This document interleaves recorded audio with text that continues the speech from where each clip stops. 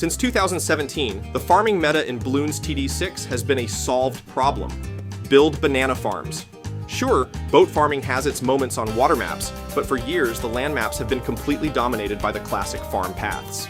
But it wasn't always this way. In the early days of the game, Druids were king. They were so efficient that they became the only way to farm in boss events. But the meta grew stale, and Ninjakuwi decided to switch it up. Update by update, Jungle's Bounty was nerfed into obscurity, and eventually faded into a meme. While the community settled into a comfortable farm-centric meta, Ninjakuwi slowly, quietly, started buffing the forgotten Druid. No one paid attention. The changes were small, and the meta was set in stone. Until the game's elite players noticed something was wrong. The top-ranked German boss players, guys who spend hours optimizing every single frame, were getting out-farmed by the Chinese teams. And while they were analyzing the runs of the legendary Chinese player White Knight, they noticed his life count on tier 2 was abnormally high. They knew they were missing something. In this video, I'm going to teach you how to use the strategy they discovered to outfarm the classic Banana Central and dominate your own boss events. When Druid Farming re-emerged, the average player made a fatal mistake. They tried to use Druids like they did back in their prime, but this meant sacrificing the income from Bloon Trap, which actually made the strategy weaker than traditional farming. The secret, the code cracked by the Chinese players, was about building smarter. They understood that every single pixel on the map has an opportunity cost. Think about it like this. An overclocked banana research facility makes about $3,000 a round. A jungle's Bounty Druid, seeing 10 farms with proper stalling, makes about $1,500. On the surface, the farm is better, but the Chinese players saw the truth. The physical space a single farm occupies can hold 4 Druids. Suddenly, that one spot isn't worth $3,000. It's worth a potential $6,000. They had solved the dilemma of pure space efficiency, and this is where the new strategy completely changes the game. The old meta was a straight line. Upgrade to BRFs and fill the map. The new meta is 3 stages. At the start, these farms are not your primary income source. They are the fuel. Their only purpose is to empower the Druids that come next. Once that farm base is established, you add your jungle's Bounty Druids. By placing them strategically to cover the maximum number of those cheap farms, you create an incredibly cost-efficient economic engine. The combined income from your Druid abilities, powered by those cheap farms, will dramatically outperform a traditional setup at this stage of the game. Now the transformation. This is the final and most powerful phase. You use the massive cash flow generated by your Druids to go back and upgrade your initial 000 farms into banana research facilities. This is how the Chinese create an unstoppable exponential economy that leaves the old linear strategy in the dust.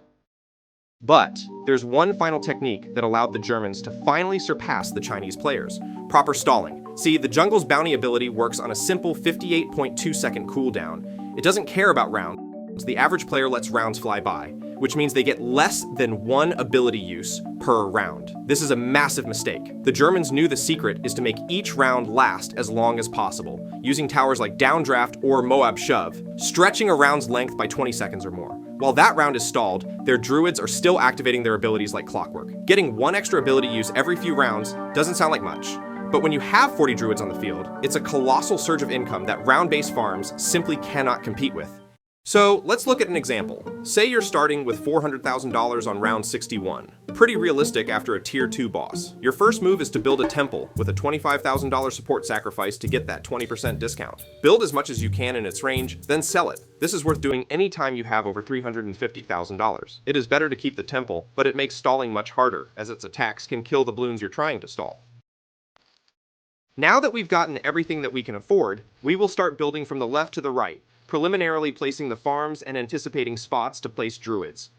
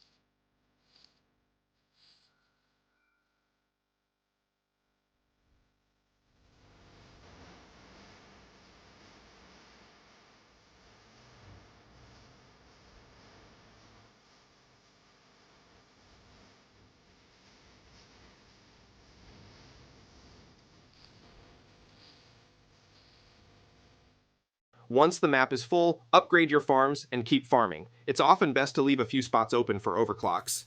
But that's getting into some advanced territory. For now, focus on your placements, plan your stalls, and if you're playing ranked, make sure not to overstall into penalty.